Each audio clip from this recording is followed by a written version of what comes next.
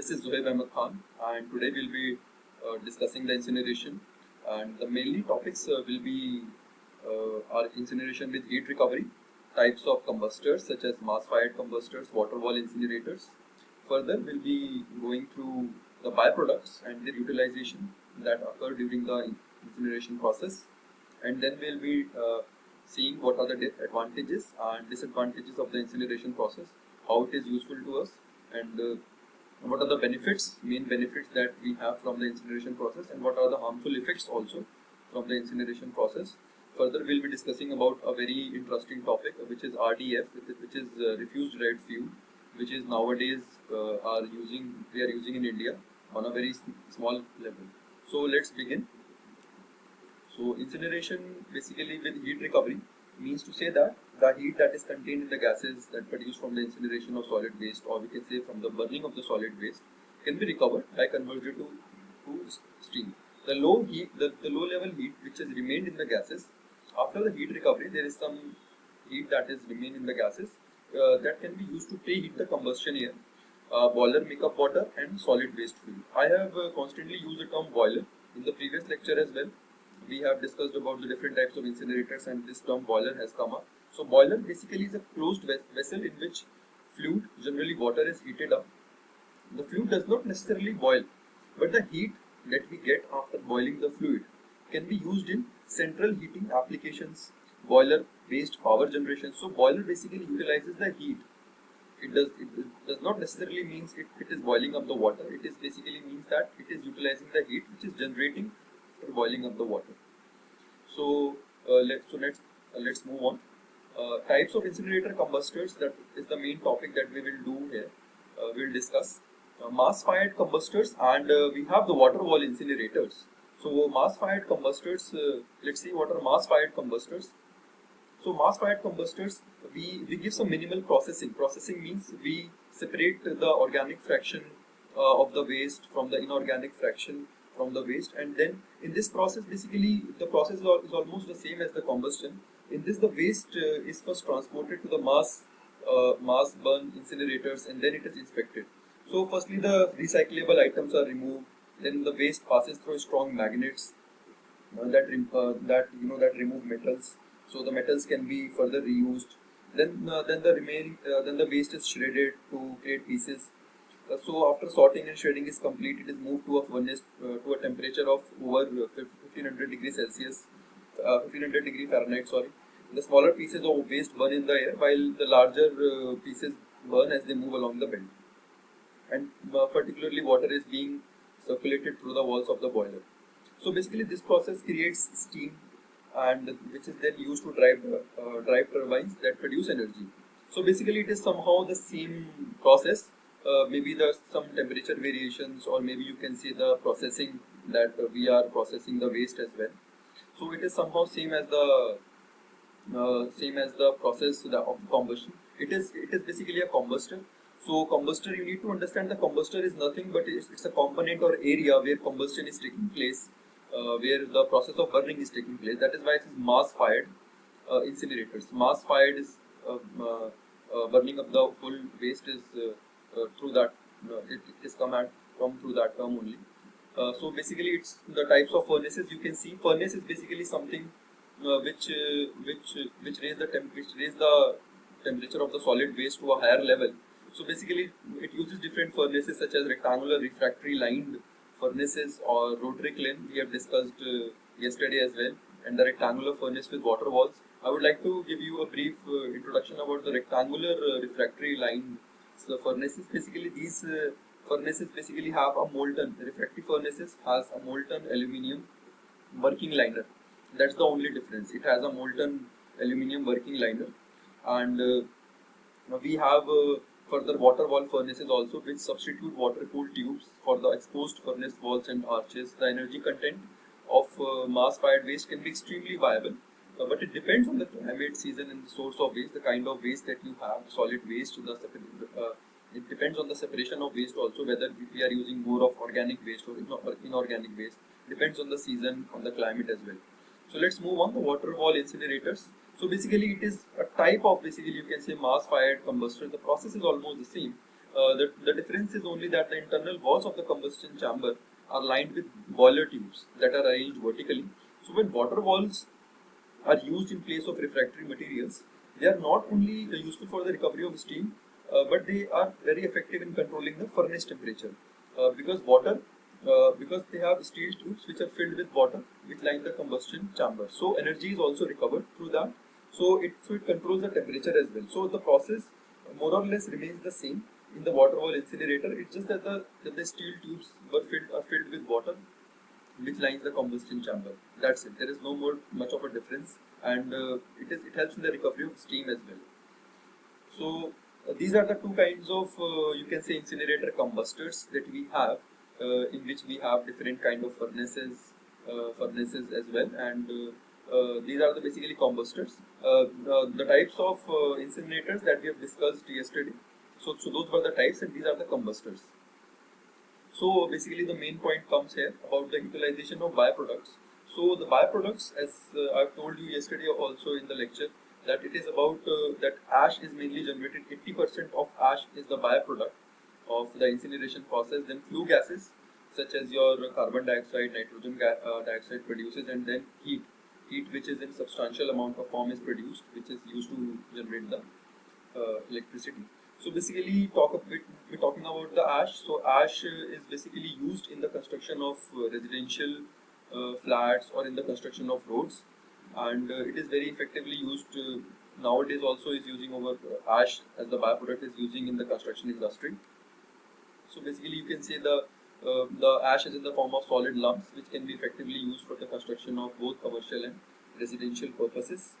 So it says that, and the flue gases, which I have told you about, that these are the harmful gases which are produced like nitrogen dioxide, carbon dioxide, sulfur dioxide, water vapor, and traces of oxygen. So these are the flue gases. That is the second byproduct that is generated from the incineration process, and the third byproduct, that is the heat. So let me just talk about a little about the flue gases. Flue gases basically is the number of flue gases that are produced. I would like to just talk about the advantages of the flue gases that are produced. We all know that the carbon dioxide and nitrogen dioxide are very harmful gases and they can harm the human beings. But what are the positive side of having flue gases? So basically, gases evolved are mainly nitrogen dioxide, carbon dioxide, sulfur dioxide, water vapor, and you can see traces of oxygen. So sulfur can be extracted from sulfur dioxide by a Claus process. There is a process called Claus process, in which there is a reaction through which we get sulfur. So then sulfur dioxide is reduced by hydrogen sulfide to give elementary sulfur. So we get elementary sulfur, which can be used in dental treatments. So we can utilize sulfur dioxide in the form of sulfur, and further nitrogen dioxide, oxygen, and water are also the byproducts. So by using Ostwald's process, there is a process, Ostwald's process, which approximately 98% of nitric acid, HNO3 nitric acid, can be obtained when nitrogen, oxygen, and water react under a pressure of 4 to 10 atm. And we all know that nitric acid is used in the production of crops. Basically, how nitric acid helps in the preparation, helps in the making of fertilizers. So with the help of nitric acid, we can make fertilizers, and it ultimately helps the farmers in producing crops. And HNO3, as we know, how does HNO3 helps? It basically dissociates into H minus and NO3 minus ions very easily. So nitrates, so basically nitrates can be a source of nutrient for the soil. So that is why it helps as a fertilizer in producing crops. So these are the basically advantages of flue gases. Like we have seen the disadvantages, and now I would like to tell you the advantage. So I have told you the advantages of these gases. So let's move on. The heat, which is the main, which is basically converting the heat, which is utilizing for conversion to electricity. Basically, thermoelectric generators are used to convert heat to energy. Thermoelectric materials use a phenomena basically of converting the temperature difference into electric potential. So commonly used thermoelectric material is bismuth telluride. So as you know, these days there is a lot of power cut in some cities of India, and we generally see that there is a power cut in villages also. So this power generation method will utilize the waste material, and it will produce the electricity, and thus can reduce the electricity problem in India. So these are the three byproducts that are generated. So use of RDF, I have mentioned in the starting of the lecture that it's a very interesting topic. Basically, use of RDF is a refuse derived fuel. So we are getting fuel from the refuse, which is our solid waste. So we are producing the solid waste and we are getting fuel from that also. So basically the fuel is produced from the combustible components. Of course, it is made from the combustible components, or you can say the organic components from the industrial and municipal solid waste. So basically it involves burning at a later stage. Initially, the waste that we have is shredded, dried, baled, and then finally burned. Basically, the waste that you have is shredded, it is reduced in size, then it is dried, and then it is burned to produce electricity. Basically, it is in powdered form and can be fired directly in large industrial boilers that are now used for the production of power with pulverized coal or oil. Meaning that it can be used in conjunction with coal or oil.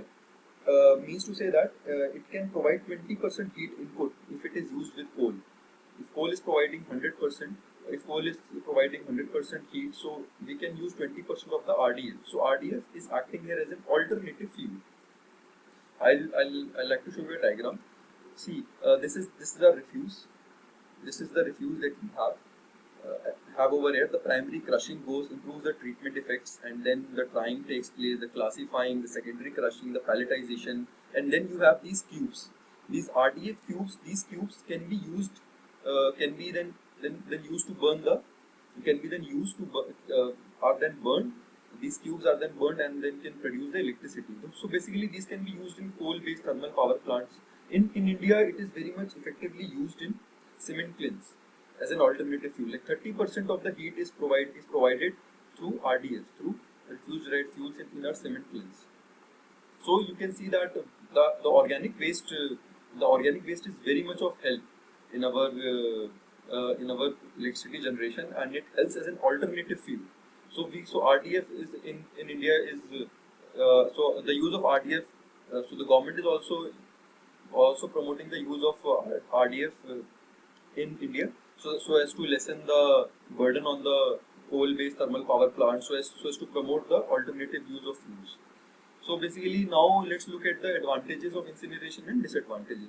Advantages, as we know, decreases the quantity of waste. Yes, because 90% reduction in volume of waste, as we have seen, reduces the waste substantially. Production of heat and power, electricity generation, it provides the electricity generation, it produces steam which turns the turbine.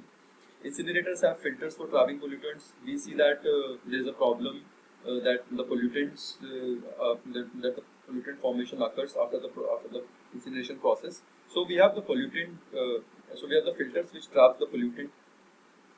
It provides better control over odor and noise. There is no bad smell or foul smell in this process. It prevents the production of methane gas. So it basically produces carbon dioxide, sulfur dioxide, and nitrogen dioxide, but it does not produce the methane gas, which is a very explosive gases. So it is one of the advantages. Eliminates harmful germs and chemicals, since the process takes place at a very high temperature. So whatever the harmful germs, and if you have any hazardous waste also, it eliminates that.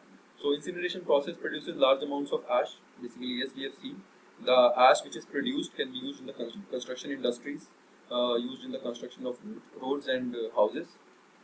Disadvantages, you can see it is very expensive. The setup of an incineration plant is very expensive. In India, we have 12 incineration plants, and only 4 are functional, as I have told you before as well. So it is a very expensive thing to use. Expensive.